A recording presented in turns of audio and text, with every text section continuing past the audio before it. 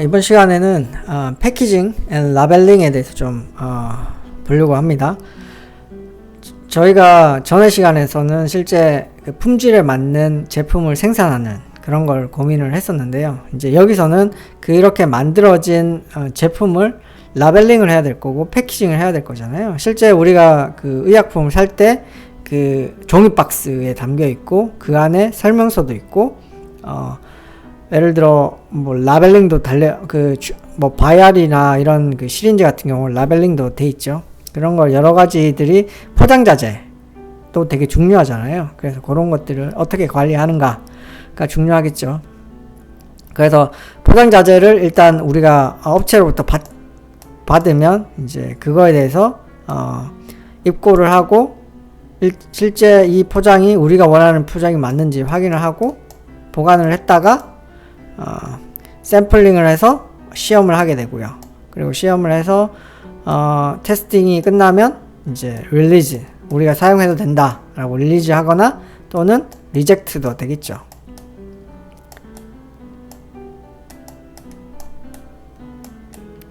리젝트 하는 경우도 있을 테고, 그렇게 해서 릴리즈된 제품 라벨 또는 포장자재를 포장 공정에 사용을 할 겁니다.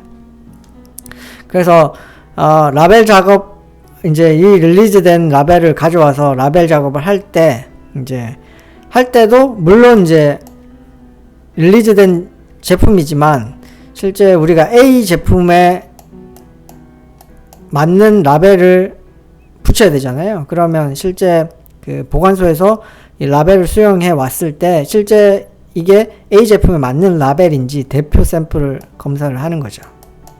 그래서 랜덤하게 봐서 실제 이 A 제품에 맞는 라벨 또는 포장자재인지 확인하는 거고요. 라벨이나 포장자재도 이제 유효기한이 있어요. 그러니까 유효기한 초과한 라벨이나 이제 포장자재는 당연히 폐기를 해야 될 거고, 리젝트해서. 그리고 서로 다른 의약품 또는 함량이 다른 의약품의 라벨은 육안으로 쉽게 구분 가능하도록 해야 된다. 이게 무슨 얘기냐면 우리가 라벨이 1000mg 라벨이 있고 100mg 그리고 1000mg 라벨이 있어요. 근데 실제 라벨은 뭐 보셨을지도 모르겠지만 되게 작거든요. 한 요 정도 되거든요. 실물 사이즈가. 근데 여기에 이제 이렇게 깨알같이 써져 있어요. 써져 있는데 사람들이 얼핏 지나가다 보면 이게 100인지 1000인지 헷갈릴 수가 있거든요. 그냥 단순히 숫자만 구분을 해 놓으면. 그래서 예를 들어 이 100이랑 1000을 구분을 하는 거죠. 얘는 우리는 100은 빨간색이야. 빨간색 하고 얘 같은 경우에는 파란색 라벨로 하게 되면 육안으로 명확하게 구분이 되겠죠.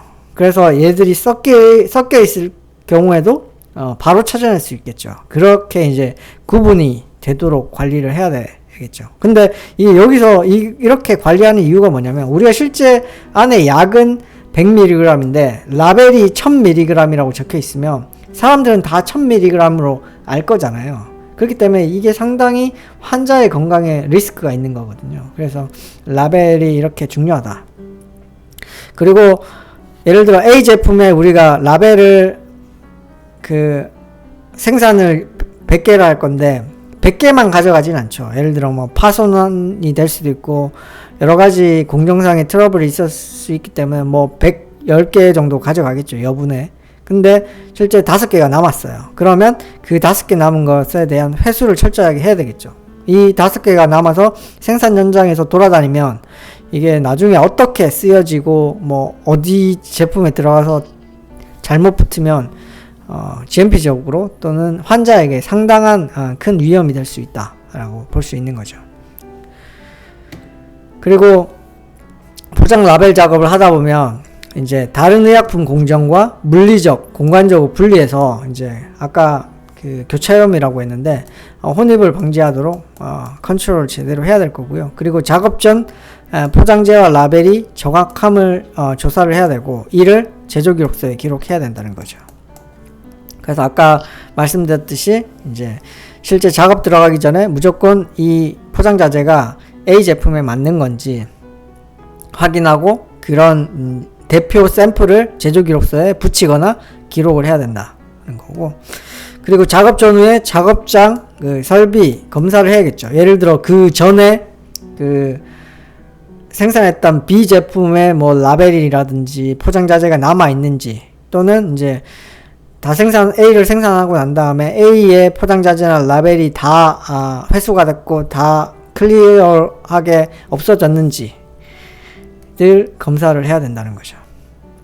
그리고 최종 검사 제품 검사 같은 경우에는 마무리 공장에서 용기와 포장재에 올바른 라벨이 부착되어 있는지도 확인해야겠죠.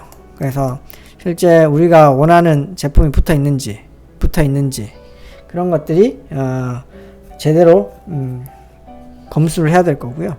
작업 종료 시점에서도 이제 육안으로 확인해야 되는, 결국에는 이제 이 제품의 라벨링 또는 포장 자재가 처음부터 끝까지 우리가 원하는 제품의 라벨링이나 이런 게 맞는지를 추적해서 계속 관리를 해야 된다는 거죠. 왜냐? 환자의 건강에 직결적으로 영향을 미치기 때문에. 네, 이상입니다.